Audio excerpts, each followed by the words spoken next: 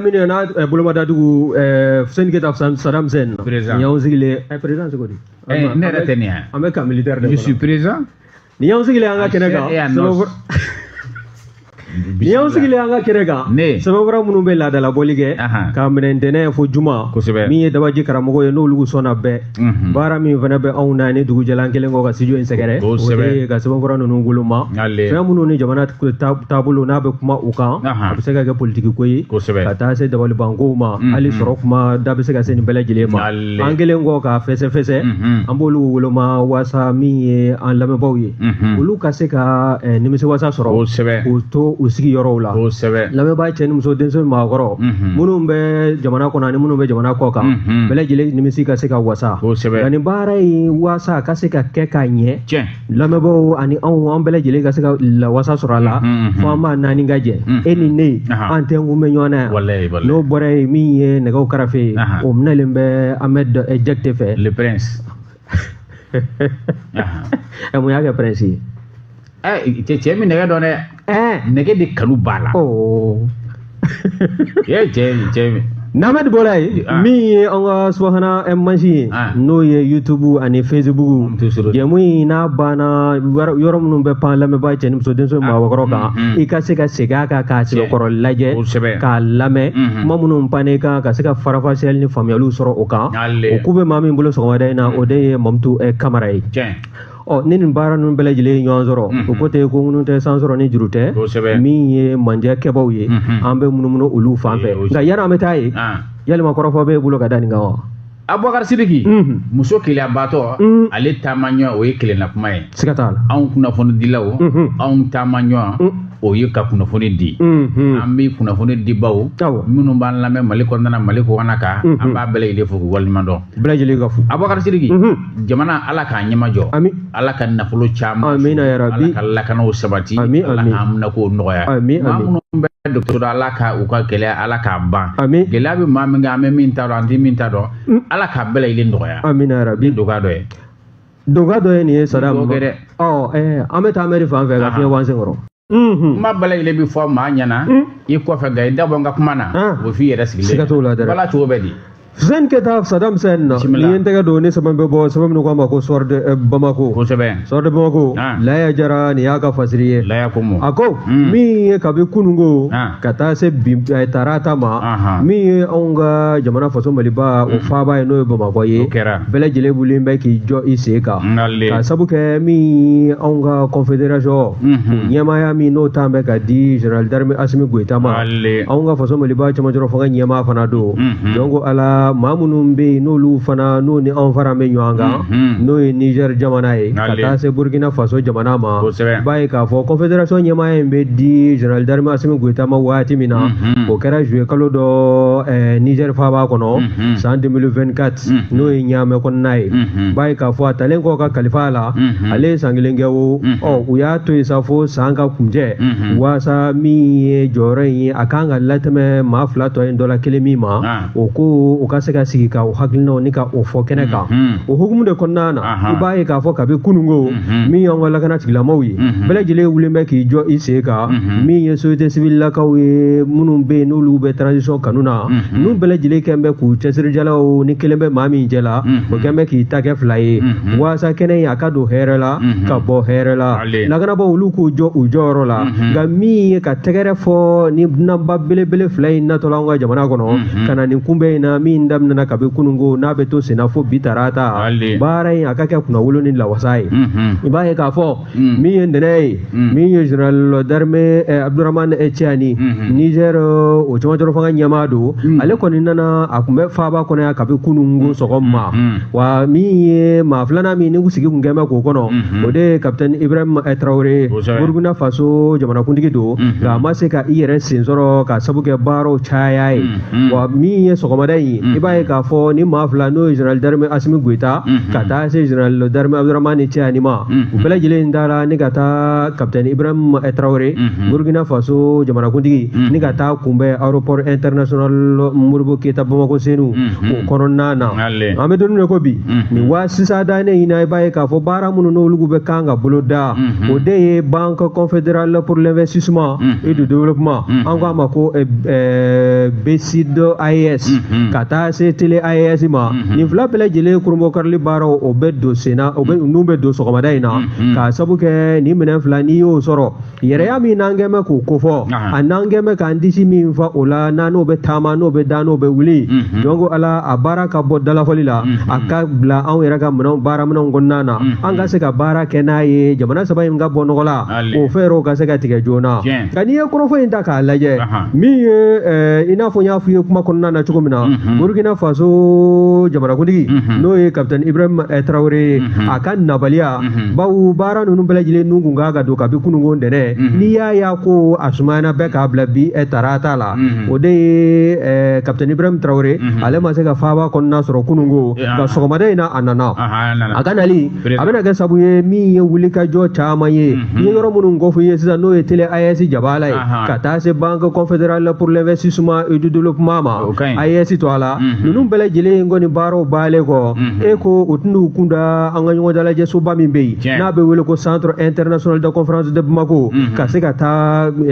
kumaɲɔgɔnya ni ka se ka o fari da maa minnu bɛ yen n'olu bɛɛ lajɛlen kɔni ni wele bilal'o ma ka bi a bɛ ɲini ka waati jan bɔ bɛɛ lajɛlen ka se kɛnɛ kan wa bɛɛ lajɛlen sera kɛnɛ kɔnɔna na wa kɛnɛ in kɔnɔna na da bɛna don fɛn min na i bɛ o dɔn wa o de ye force conjointe min ni o kɔni n'o sigila sen kan n'a bɛ wele ko force unifiée de l'AES o kɔni o baara i b'a ye k'a fɔ kabi waati jan n'o ye sibiri tɛmɛlen ye an ka cɛmancɛrɔ fanga ɲɛma n'o ye général d'armée Assimi Goïta ye ale y'o baaraw nun don o baaraw nun donlen min ye kununko ntɛnɛn ka na se bi tarata ma i b'a ye u saba bɛɛ kɔni na ɲɔgɔn sɔrɔ kɛnɛ kelen kɔnɔna na CNCB la o senfɛ sa min ye force unifiée ye a kan ka baara boloda cogo minnu na ani a kan ka wulikajɔ minnu sabati jamana saba in a kananko bɛ se ka don ba la cogo min na baaraw bɛɛ lajɛlen na tɛntɛn ni ka ɲɛsin o kun kelenna ma n'o fana bɔra yen i b'a ye fana kununko min ye anw ka cɛmancɛrɔ fanga ɲɛmaa ye n'o ye général d'armée Assimi Goïta ye dunanba ninnu e ko a ma bisimilali kɛ wa surafara to dun belebele o boloda la salle de banque kɔnɔ kuluba n'o ye cɛmancɛrɔ fanga ɲɛmaa o ka masaya bulon kɔnɔna ye o senfɛ sa min ye anw ka jamana yɛrɛ faaba kɔnɔna na yan lasigidenso minnu bɛ yan o maaw bɛɛ lajɛlen welela wa bɛɛ lajɛlen y'i sen bɔ i kɔnɔkɔrɔ ko in kana lakali ye ka taa kɛ a seere ye nka n'i y'a lajɛ halisa i b'a ye k'a fɔ min y'anw ka yɛrɛya ye a ka don ba la télé AES b'o o kɔfɔ an yɛrɛ ka jabarani o ka bila jamana saba to a la an yɛrɛ ka jamanadenw de nana suganti ka bila ɲɛmaaya jɔyɔrɔw la o fana bɔlen kɔ min ye banki fana ye n'o ye BCID ye BCID AES o fana mana sigi sen kan a bɛ kɛ sabu ye anw ka nafolo n'o y'an ka dugujukɔrɔ nafolo ye an ka se ka a tɔnɔ bɔ nafolo min n'o bɛ sɔrɔ an ka se ka o sugu dɔn a bɛ don da minnu fana fɛ bɛnkan jurula o bɛɛ lajɛlen ka se ka ɲɛ dɔn nin ko in ni tile fila lajɛrɛ in a bɛ taa kuncɛ waati o waati min ye général d'armée Assimi Goïta ye président confédéral ale kan ka jɔyɔrɔ di maa min ma o na suganti ni ka danaya da o fana kan awɔ o do kɛ n bɛ balo minɛ n b'a to n yɛrɛ bolo o tɛ nin ye dɛ ni y'an ta de ye an ta de ye nin an sago b'a la k'a fɔ dɔ b'i sigi kɔ kan ye a kana d'a ma i b'a fɔ min ɲɔgɔnna delila ka kɛ général d'armée Assimi Goïta la G5 Sahel force a bɛ di maa wɛrɛ ma se yan a bɛ di maa wɛrɛ ma a tɛ mara o n'i y'a ta k'a lajɛ maa bɛ se k'a fɔ k'a minɛ kununko ka se bi ma bɛɛ lajɛlen ni nisɔndiya bɛ ɲɔgɔn na wa an bɛɛ lajɛlen sewalen don ninnu dunanba belebele fila nali la an ka jamana kɔnɔ o ni kuma minnu bɛna fɔ ka ɲɛsin AES jamana saba ma a sigidenw ma kanan kunda sɔrɔ kunda nin bɛɛ lajɛlen bɛna kɛ lawasa ye nin ye sɛbɛn min y'a salo ka bɔ sɔrɔ Bamako kɔnɔ Laya Jara a ka fasiri don Abubakar Sidiki tiɲɛtigi tɔ ma n bɛ n bolo don ni sɛbɛn n'an b'a wele ko le cikan nin ye cikan mɔgɔw ka kɔrɔfɔ ye an bɛ waati min n'a fɔ sisan mun ye Gamo ye ale kɔni gosilen don Alahu subahana wa taala ale tɛ juru don maa la nka a bɛ bɛɛ lajɛlen ka juru sara Abubakar Sidiki min ye chambre de commerce d'industrie du Mali ye min ye Tabale gosira k'a fɔ min ye ɲɛmaa kura kɔni ye o bɛna sigi min ye février kalo tile 18 san 2026 o ɲɛbila baaraw jagokɛla belebele a n'a manga manga be fantan nane belele fe belele be ka lajɛ bi maa min sugandi ni k'o bila ɲɛmaya la Abubakar Sidiki Cika ka fɔ la a ko an bɛ waati min n'a fɔ sisan ko alamisa don o min bɛna décembre kalo tile 18 ma san 2025 kan hôtel min bɛ n'an b'a wele ko Lawa min ye nin candidat belebele ye n'an b'a wele ko Aruna Kante ale kɔni yera a n'a ka cɛdenw a taara ka tilata fɔ mɔgɔw ɲɛna Abubakar Sidiki bolofara 5 a kumana o kan a y'a yira sa k'a fɔ anw bɛ waati min n'a fɔ sisan a y'a yira sa k'a fɔ min ye chambre de commerce d'industrie du Mali ka se k'a moderniser k'a bila diɲɛ kɔnɔ diɲɛ siriki naani bɛɛ lajɛlen bɛ se k'a dɔn k'a fɔ chambre bɛ baara bɛ kɛ olu bɛɛ lajɛlen bolo bɛ se ka don ɲɔgɔn fɛ cogo min mun ye soutien belebeleba ye bolofara 2nan o ɲɛsin denmisɛnw ma i ko denmisɛnw i ko musow i ko maakɔrɔbaw bɛɛ lajɛlen bɛ se ka jago dɔn min ye i ka se ka don jago kɔnɔ gindo ma k'a la n'a dira bɛɛ lajɛlen ma a bɛ ɲɛ a bɛ se ka ɲɛ kosɛbɛ Boubacar Sidiki a ko mun ye sécurité walasa ka se ka jago kɔni commercialisation jagokɛlaw ka lakana jagokɛlaw ka hakɛ ka se ka sɔrɔ wa jago yɛrɛ fɛɛrɛ mun b'a la womisɛnnin mun bɛ yen n'olu ma faamuya ka se ka don bɛɛ lajɛlen kɔnɔna na ka se k'olu bɛɛ lajɛlen ɲɛnabɔ amélioration to ye sawa ka se ka bɛn don bɛɛ lajɛlen ni ɲɔgɔn cɛ Abubakar Sidiki a ko min ye jamana ɲɛmaaw ye min ye danaya ka sinsin olu ni n b'a f'i ɲɛna jagokɛlaw ni ɲɔgɔn cɛ a ko n'o kɛra baara bɛɛ lajɛlen min ye Aruna Kante a ye kɔrɔfɔ ta jama nanen a y'a yira sa k'a fɔ ne Aruna ne kɔni ne Kante ne bɛna kɛ candidat ye ka sababu kɛ n dan bɛ n yɛrɛ la ka sababu kɛ n dan bɛ jagokɛlaw la n bɛ jago min fana baara la n'a bɛ san caman bɔ o baaraw fana dalen don la ka sababu kɛ dɛmɛ kan ka kɛ a ko n bɛ kɛ candidat ye a ko chambre de commerce d'industrie du Mali a ko a ma mɔgɔ bɛ dɛmɛ na a ma mɔgɔ bɛ sɔrɔ la walasa chambre bɛ se ka kɛ bɛɛ lajɛlen ta ye a ka kɔrɔfɔw la a y'a yira sa k'a fɔ n bɛ kɛ candidat ye o tɛ sabanan ye fana o fana bɛ k'a ye fana walasa chambre de commerce d'industrie du Mali ni ye entrepreneuriat ye jago ka se ka yakubaya ka ɲɛsin bɛɛ lajɛlen ma n'i ye dakɔrɔba in yɛrɛ lajɛ ni o y'an balimakɛ bɔ Aruna Kante a y'a yira sa k'a fɔ ale kɔni ye maa ye ni kalan fana don Cika mɔgɔ ka fɔ la ko maa kalannen dɔ ye a ko diplômé de la faculté des sciences juridiques économie de Bamako o m'a fɛ o diplôme ani bɛ université kɛ ɲɔgɔn fɛ o an bɛ université kɛ waati kelen i teri don n teri tɛ dɛ a kun bɛ classe kelen kɔnɔ ayi an kun tɛ classe kelen kɔnɔ mais an kun bɛ l'école kelen na an bolofaraw kun tɛ kelen ye Mali tun bɛ ɲɛ ka kɛnɛ ye ka da kun bɛ kan Boubacar Sidiki an ka taa non mais Siborite i yɛrɛ kalannen don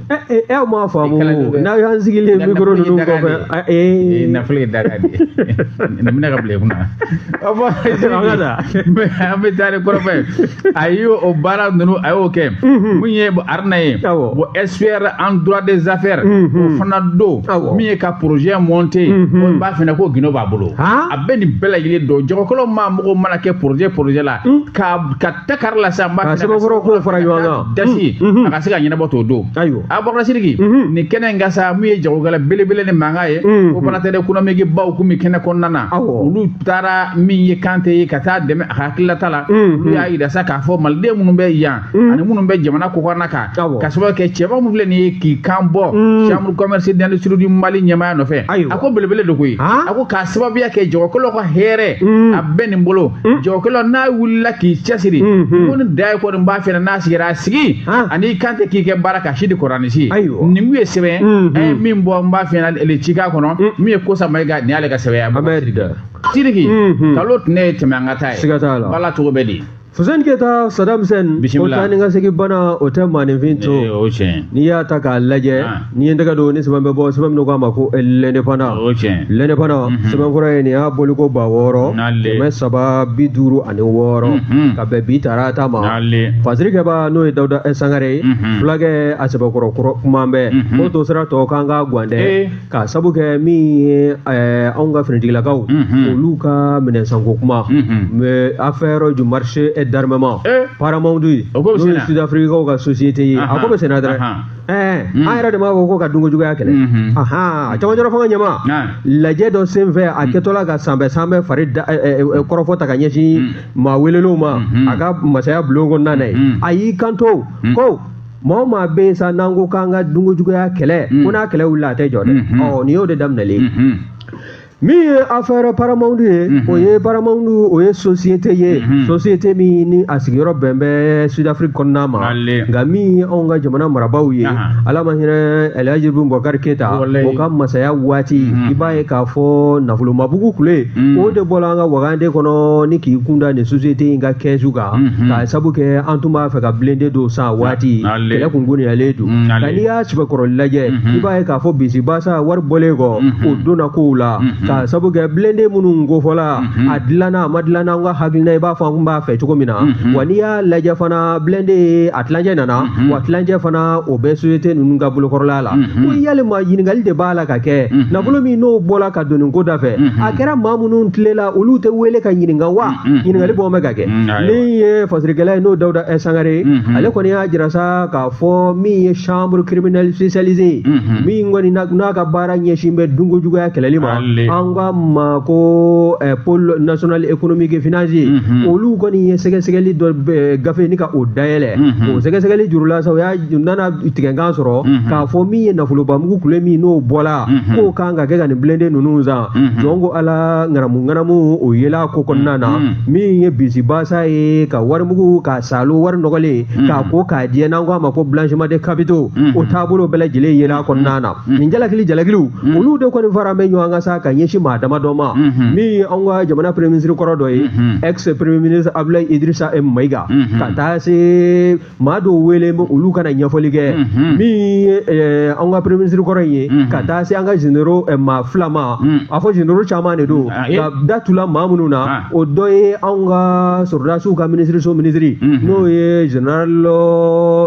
Sadio Kamara ye ka taa se Ibrahim Dayiru Dambele ma ka taa se maa caman wɛrɛw ma minnu kan ka wele u ka se k'u ka seereyaliw kɛ juge ɲɛkɔrɔ n'o ye kiiritigɛla ye nka n'i ye ko in ta k'a lajɛ miliyari caman de bɔla ni ka don ko in da fɛ n'o de ye blende ninnu sali u kun kan ko kiwɛrɛya ye nka n'i y'a sɛbɛkɔrɔ lajɛ i b'a ye k'a fɔ wari bɔla ni kan min ye wari ma don o sannifɛnw da fɛ n'o kan kelen ye o kɛra sabu ye maa caman bɛ yen siga ka kɛ u la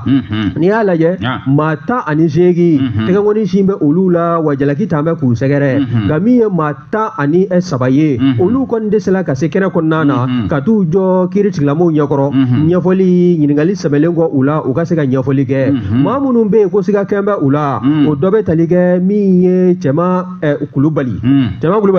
ale ye ministre de la défense y'a kɛ des anciens combattants ka taa se général Musa Bemba Keita ma ale ye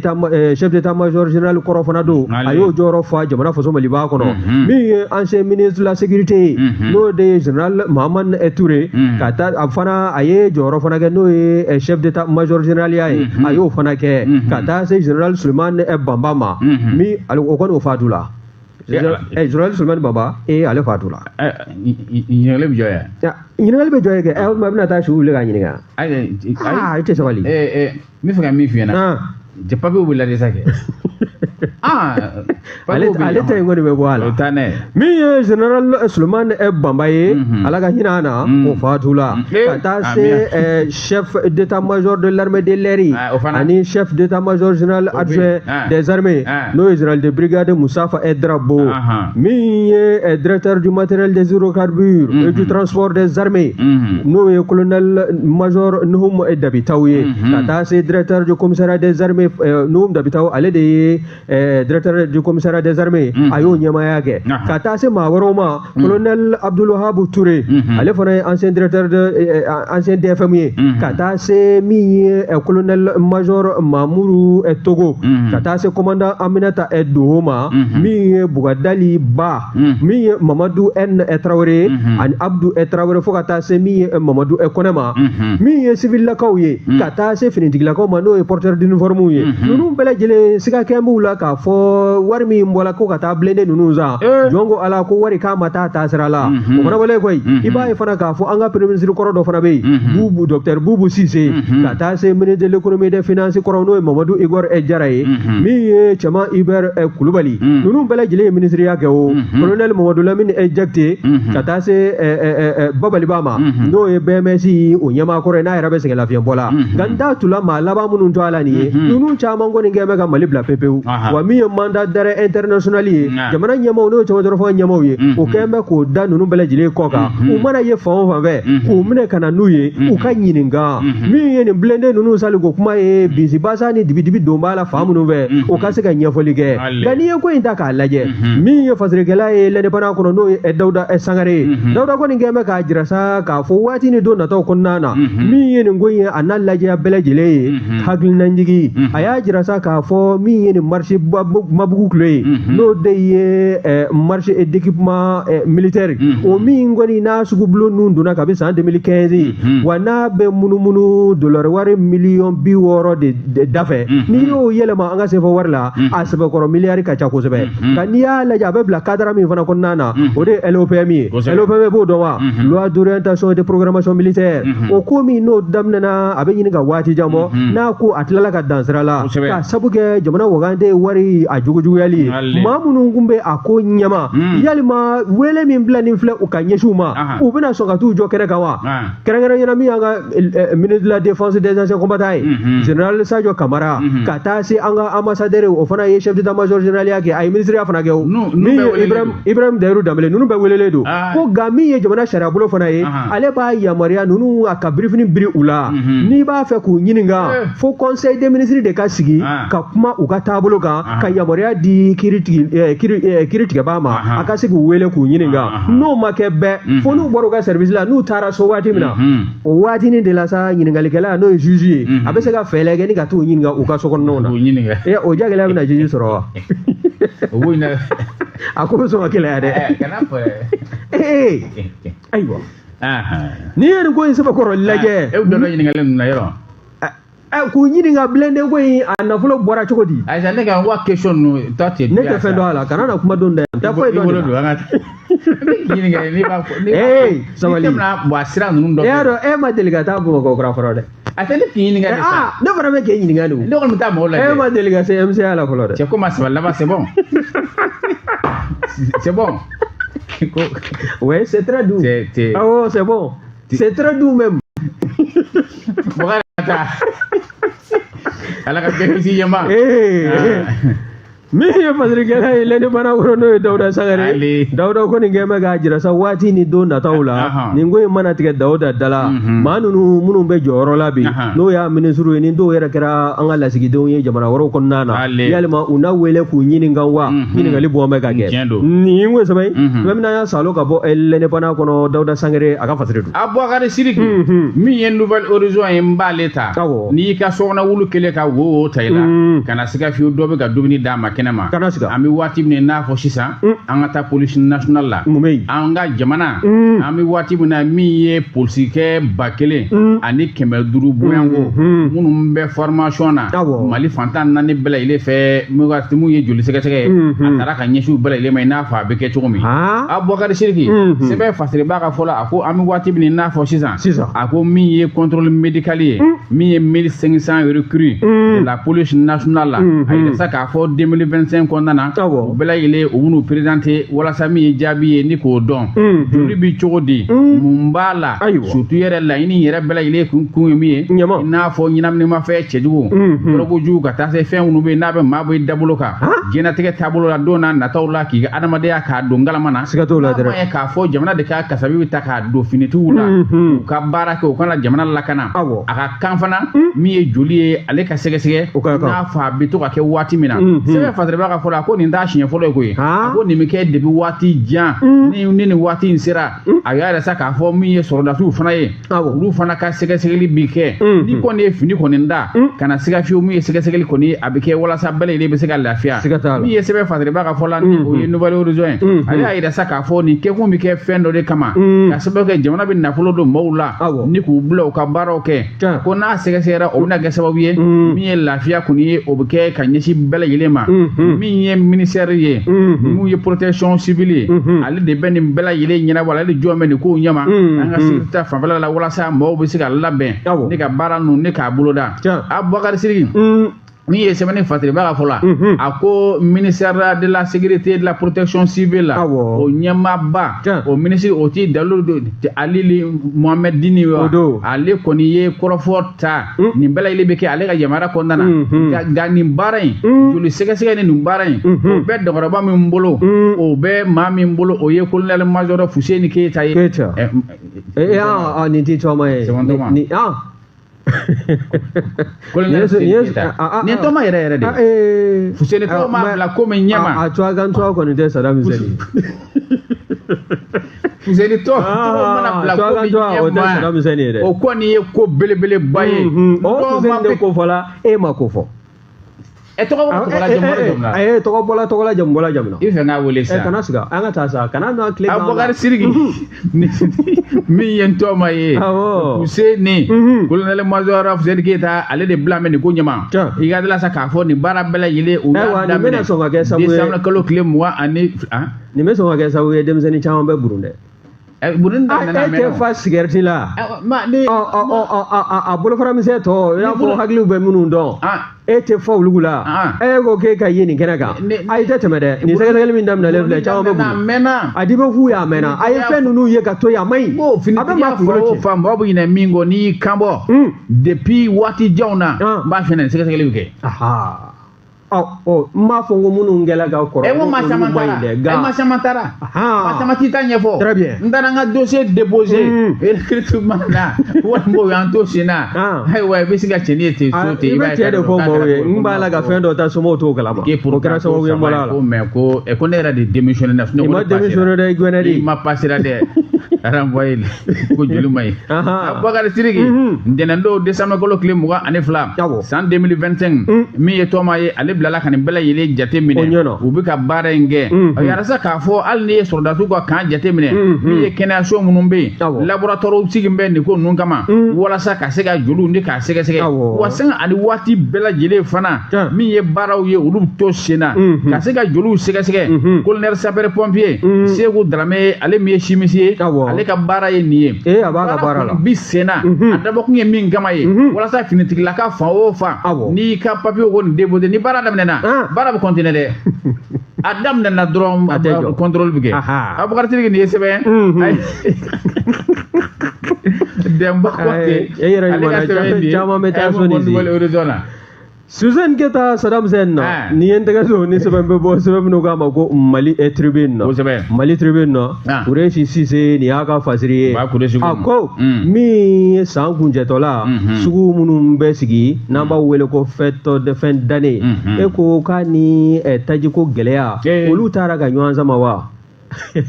ne yɛrɛ y'an ka président wele don wa ko ne ma ko ne b'ale wele mun na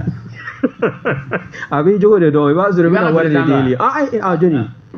an b'a pɔnpusiw kan ka président ye waati dɔ la don dɔ la an sigilen don fulakɛnɛ ka bɛ ka taji kɔrɔ fulakɛnɛ dɔ y'i jɛngɛ ka na ka président tɛ 15 kilos bɔ a bɔra dɔrɔn tan bɛɛ kulela président fo dubaru bɛna ni maa min sera ma b'o ta k'o kiri président i bɛ sécurité kɔnɔ an y'a nɛgɛ ka pistolet d'a ma mɔgɔw mago b'a la a ye ji k'an kunna an sera yɔrɔ dɔ ye mankan a ko n b'a jɔ an ko ala kama valeur kun don bɛ pɔnpusiw la sisan ko bɛɛ n'a waati ne m'ale wele kuna sini ne ye n ka jɛ ko Saddam kana wele tuguni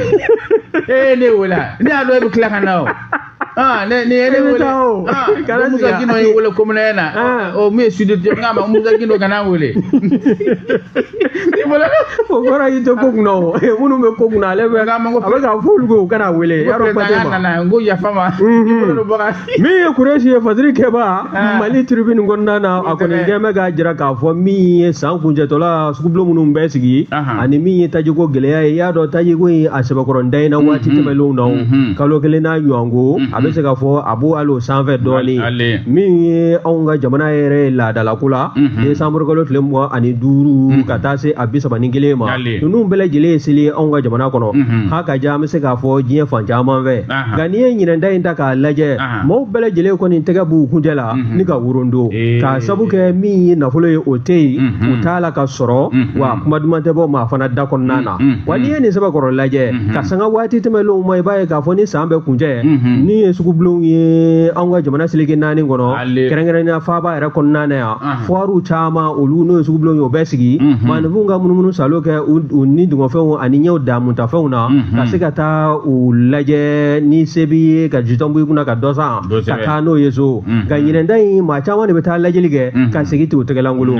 wa min ye tajiko ye n'an ko an b'an sinsin o fana kan o kɛra sabu ye min ye kɛnɛrɛ cakɛda caman ye olu datugula maa caman bɛ yen bi na min ye cakɛda ninnu datugulen kɔrɔ o caman sigi bɛ so kɔnɔ ni k'u tɛgɛ fila da u sen kan wa n'i y'a lajɛ a kɔni a ko kɛn bɛ gɛlɛya ye maaninfin dayirimɛ tugun bɛ fɛn min na n'i y'o o bɔsi ka bɔ a bolo k'a sabu kɛ tajindanya ye bawo fasirikɛbaa ka fɔlɔ n'o ye Kuresi Sise ye a y'a jira k'a fɔ n'an bɛɛ lajɛlen ni a ko in gɛlɛya waati n'an bɛɛ lajɛlen kɔni an kun kamana gale don ka fiɲɛ bɔ datilala ka di aw ma ala ni camanjɔrɔ fanga ɲɛmɔgɔw ka wuli ka jɔ n'u ka cɛsiri o cɛsiri n'i y'o fana lajɛ e ko sɔɔni a gɛlɛya a ma ɲini ka sigi a ma sigi kura ye wa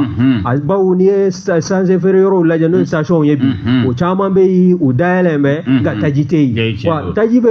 kelen kelen minnu fana kɔnɔna na maaninfinw t'an bɛ aranjanw de minɛ yen da la waasa u bɛ se ka taji sɔrɔ cogo min na n'o ye sanse ye ka kɛ u ka bolimafɛnw na ka taa u taa yɔrɔw la nka n'i ye ko in lajɛ i b'a ye k'a fɔ min ye fɛn dannen ye n'o de ye san kuncɛtɔla ɲaɲali seli minnu bɛ bolo da kɛrɛnkɛrɛnyala an balima kerecɛlakaw olu ta ye 25 ye n'i ye o lajɛ fana min ye wulikajɔ caman ye o bɛ sabati o kɔnɔna na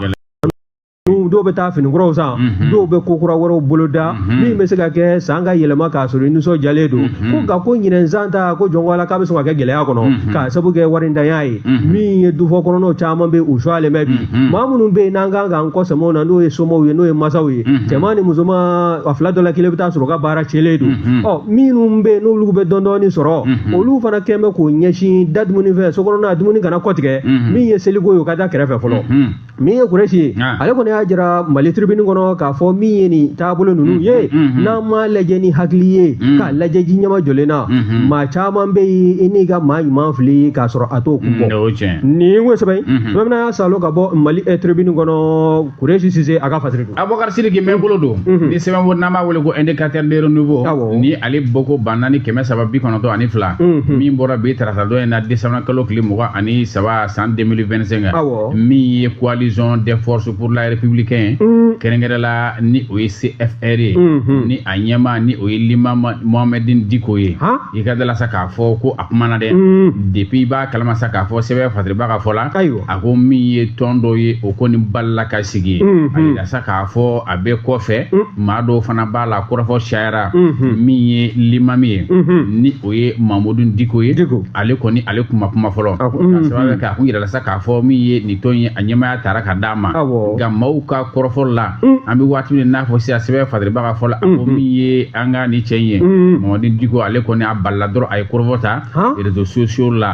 Diko kumana a ka kɔrɔfɔ la a ye bonyamasegin ka ɲɛsin maliden bɛɛ lajɛlen ma minnu bɛ Mali kɔnɔ ani Mali kɔkan kan a tilala ka dugawu belebeleba kɛ jamana in ye min ye jamana basigili ani jamana ka siniɲɛsigi gɛlɛya minnu bɛ yen olu bɛ se ka ban cogo min na Limami Diko a ka kɔrɔfɔ la a y'a yira sa k'a fɔ maliden dɔ kɔni wulila ka se ale ma u y'ale kɔni contacté k'a yira sa k'a fɔ a kana baara kɛ tɔn in na ale y'a yira sa k'a fɔ ale jɔyɔrɔ ye min ye a b'o kɛ a bɛ se ka fɛn fɛn kɛ a b'o kɛ jɔyɔrɔ ko ta fanfɛla la o tɛmɛnen kɔfɛ a y'a yira sa k'a fɔ ninnu y'a yira sa k'a fɔ minnu sera ale ma min ye gɛlɛya min b'an ka jamana kɔnɔna na ni o ye tourisme ko ye ani ka taa se n b'a f'i ɲɛna saya minnu kɛ ani gɛlɛya minnu bɛ malidenw kan ko nin bɛɛ de kama u ye kɔrɔfɔ ɲɛsin ale ma a y'a yira sa k'a fɔ an bɛ waati min n'a fɔ sisan a ko ale fana y'a ka accord di o tɛ j'ai donné mon accord ye sɔrɔ ale y'a ka accord di pour que a bɛ se ka rôle min k'a ko la a ka olu bɛɛ lajɛlen kɛ ni o ye coalition in ye Diko ka fɔ la a ye a yira sa k'a fɔ min ye fulaw ye a ye bonyamasegin kɛ a y'a yira sa k'a fɔ gɛlɛya caman kɛ a ko min ye kɛlɛ ye kɛlɛ kɔni o tɛ se ka foyi ɲɛnabɔ min tɛ sigi ka fɔ ye min tɛ baaraw kan ye tasara fana o tɛ foyi fana ɲɛnabɔ a kumana ninnu bɛɛ lajɛlen la a y'a yira sa k'a fɔ min ye maliden minnu bɛ jamana kɔkanna kan minnu bɛ jamana kɔkanna kan a ye bonyamasegin kɛ ka ɲɛsin bɛɛ lajɛlen ma nka sɛbɛn fasiriba ka fɔ la ko depuis nin baara in ni kɔrɔfɔ ŋunuŋunu tun bɛ réseaux sociaux ni journal caman na a ko Diko kuma fɔlɔ ko nin y'a siɲɛ fɔlɔ ye a ye kɔrɔfɔ minnu lase ako aka korofo ni ya jetima ko abu teleke benka mali yere ka here benka bele ka do dakle ben ka bo Idrissa Cheni ni ale ka sebe ay mu bo indicateur de revenu kono Babakar Sidiki Hussein Keta Saddam Sen ambe fiya bonzen oro ambe ta amedi Sidiki Saddam Sen jito ya tamashien o yi kofle sikatala bala to bedi Hussein Keta Saddam Sen no an segina kokura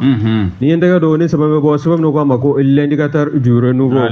l'indicateur du renouveau isa jakte ni aga fasiri isa ko e ko do ma fara orange aka tabulu na ka wuliga jokawa maxi it tv ni ya ta ka laje kunungo ndene no benade samrokolo tlemu ko ani flama san 2025 hotel Radisson collection bamako konna na amdala sey 2000 la abu keme ka orange aga hakilnan kura do okurmo karli ni ka obaro ni ko bismillah ni ya ta ka laje ba e ka fo mani fu senaga teli ka sigi ka teli laje wala ma ka radio la me wati dola ga ni ga telephone ga ni be fembele jele soro aka ka sabu ge connection no forfait o sali abeka sabu ki ga ko chama be ni ka unogo ya orange ka fem bulo fara kura mi be ne ambele jele me korole do no maxi iti o bulo fara fana mo no bola ko kura o maxi it tv maxi it tv ni yo laje o de ga manifu nga bara no ya ubulo kene buya mina kunta me ka di mami ma ibe o donwa o de directeur du marketing d'Orange Mali no Abibatu Adrien Eketa yi ma worobe no ye Orange ma kulugiri ye chef de service mobile Orange Mali no ye Umaro Abbas Najoye katase o dema bo ma no ye PTF ye Orange to ala animi akera sigida mi rakono no sigida nani nae o meri o mauka nyama blu o ga chide tume keneka ko katase chef de service goroma ni en ko in laje mi ni haglina ye no maxi TV ka dorome tambo be mi ye sheni dama dobe o be labla ye kile kudru mu me kon nana e be fakambo nga chokadi mi ye dorome ta ye se fo war dorome ta 50 francs par jour oh mi oh ibo jatim na kono be body shooter falaga abete bezinga oh aywa miki ga gilile oh iba jatimne abe normalement manga teme doro amanga bo mugango nana o suje mana tige oh manga bo mugango nana de mi dorome taye se faworla no de pak d'abonnement ye koni be damne se fawor dorome ta wani o laje fana mi ngoni be chaîne dama do be bla iye al ni ko be jaw laje no filmu ye ni bele jeli o be labla le gudru mume e koni bi yamba sa chuko min gadi no fana bolay ibaye fana ni o yere fana o majja iye bulo fara wara fana be klegele ngon nana ni o koni dorome binani bunyongo se fawari mi ye chaîne muga ye télévision chaîne muga o be labla iye kata se tabulo woro ma o mun be ka sabu e kuna funu munun be ni ba fe ka yini ka sore mati sigi jabarani goro ibo bele jele sore ka telephone ga gani ko nunu bele jele laje ko ka sangani kani mi no be senabi Morocco o ikase ko fle ka sore ni mama tu nyana kuranti gemba nga karchi la walma kuranti gembe kontere boledu jongo ala ni telephone ni forfait ba kono maxi ITV abi jo ijigi koro o ni ni na volota ka laje dorometa kata se binani ma kemeni biduru fo kata se kemefla bonyongo ma nunu bele jele ko ni yo ne kemefla imbobe akoni abele jele de ko be daele yeti ala no kadi ibi yamba chokum kadi no kadi ni ya laje mami no ye korofota directrice marketing o kofe o de ye afo directrice marketing ale de kumata Umaro Abbas Najo ko mi ye Abibatu Adrien Eketa aya jira ka fo ko la yinu de chala ka nyeshi uka chega dama wasa uka se ka tabulo cha mambuloda mi be se ka geni mi si wasa ka nyeshi Orange PCB mamunu ga telephone ngono ulu ka se ka maxi iti ka se ba koro jabo ko ko ni mena ka sabu fonte pa ikuna kuna ko ni sirafe dolanci no fargolo nyina jaye foka ta se jaw no jadumo lajel nango mako film series ninnu bɛɛ lajɛlen i ka se k'o sɔrɔ i dufa kɔnɔna na i ka telefɔni sanfɛ ko Max ITV a nakan dɔ filɛ nin ye nin ye sɛbɛn sɛbɛn mina y'a salo ka bɔ l'indicateur du renouveau kɔnɔ Isa Jakite a ka fasiri Abubakar Sidiki bamusokɔrɔ n'ale ladonba cayara don dɔ la a bɛ si kɛnɛma bɛn bolo don sɛbɛnbɔ n'an b'a wele ko soir de Bamako n'u y'an ka woromasiri tabaw ye ni o y'an ka sɔrɔdasiw ye u ye baara belebeleba kɛ min ye banbaciw ye u ka ɲa minnu bɛ yen Sikaso ka taa se Tombouctou ma yɔrɔ min bɛ n'an b'a wele ko Bukarla ani ka taa se Fuata ma u ye nin bɛɛ lajɛlen dakolon ci ne k'a filenkoro ci sɛbɛn fasiriba ka fɔra ko dimanche don min bɛna décembre kalo tile 21 ma min y'an ka woromasiri tabaw ye u ye kunnafoni sɔrɔ ka yira sa k'a fɔ min ye nin yɔrɔ in ye Bukarla k'a fɔ banbaciw kɔnɔ u ɲa damɛ yɔrɔ dɔw la u ye pankuru wuli ne ka taa yen yɔrɔ k'a sɔgɔnna ne k'a kɛ kɛnɛmafɛn ye décembre kalo tile 14 jan 2025 kibaruya fana sɔrɔla fana k'a fɔ min ye banbaci camanba ye moto 52 ye moto 52 ka taa se min ye mɔɔluw ye ani fana min ye maramafɛn cɛtigiw ye u b'u bolo u bɛ ka isolé da yɔrɔ caman na min y'an ka maaw ye u ye sɛgɛsɛgɛli kɛ k'a yira sa k'a fɔ ninnu kɔni ye usine maaw ye u ye sɛgɛsɛgɛliw bolo da min y'an ka cɛdenw ye u wulila ni ka taa u ba dɛbɛ walo o fana kɛra datigi belebele ye min kɛr'u ye a yira sa k'a fɔ sɛbɛn fasiriba ka fɔ la a ko min ye kilomɛtiri 16 o ni Tombouctou cɛ yɔrɔ min bɛ n'an b'a wele ko Fuata banbatiw fana ɲa minnu dalen dɔ yɔrɔ sɔrɔdasiw taara yen yɔrɔ fana da kolon ci ne k'a filenkoro ci chef d'état-major ye communiqué kɛ a y'a yira sa k'a fɔ jamana in kɔnɔna na mɔgɔ maa bɛ yen n'o bɛ ka dɛmɛ ɲini armée nationale fɛ armée bɛ wuli ka jɔ la walasa bɛɛ lajɛlen bɛ se ka lafiya bon u Sikaso bolofara in na bi walasa maaw bɛ se ka lafiya sɔrɔ cogo n'a banbatiw bolo u ye sɛbɛn ye an ye min bɔ soir de Bamako kɔnɔ bi sɔgɔmada Abubakar Sidiki bonya Hussein Keta Saramsen nin bɛɛ dansigi an ka bi don kibaru la an b'a cɛ ni muso denmisɛnnin maakɔrɔ minnu bɛ Mali kɔnɔ ani Mali kɔ kan u bɛɛ lajɛlen fo u ka timinandiya ani radio jɛgɛfɔ senkɔrɔma dondoli baara fɛɛrɛw tigɛli la baara in ka se k'a lase u ma k'u to u sigiyɔrɔw la ne ni anw tun bɛ studio fan dɔ fɛ wa min ye nɛgɛw karafetigi ye an bɛ Jakite ale tun bɛ k'i tɛgɛ banba nɛgɛw karafe kan ka se k'an lasɔrɔ ni yɛrɛ ma se k'an sɔrɔ baaraw bɛɛ lajɛlen baalen kɔ ka ja duman lajɛ walima ka kɔrɔfɔ duman ani ka o lamɛn YouTube ani Facebook sanfɛ n'i sera yen bɛɛ an ka baara in a kunkun n'a ɲɛɲɛ n'o ye kunnafoni bala ye i n'a bɛɛ lajɛlen dafalen sɔrɔ i ye yalima folikan b'i bolo wa folikan tɛ min bɛ yen ndolata fana bɛ sen na an bɛ jɛ ka dugawu dɔ kɛ min kɛra an ka jamana kɔnɔ mɔgɔw ka dugawu k'an ka sen na ndolata n'o ye Sadamu an sɛgɛn bɛ dugawu kɛ yen an sɛgɛnna dugawu kɛ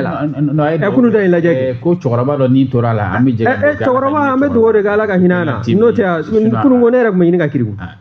ayi e b'a dɔn balontan man di ye nka ni Mali bɛ jouer don min na diyagoya an b'a lajɛ Gejulu kun bɛna bɛn ne kan ne y'a minɛ de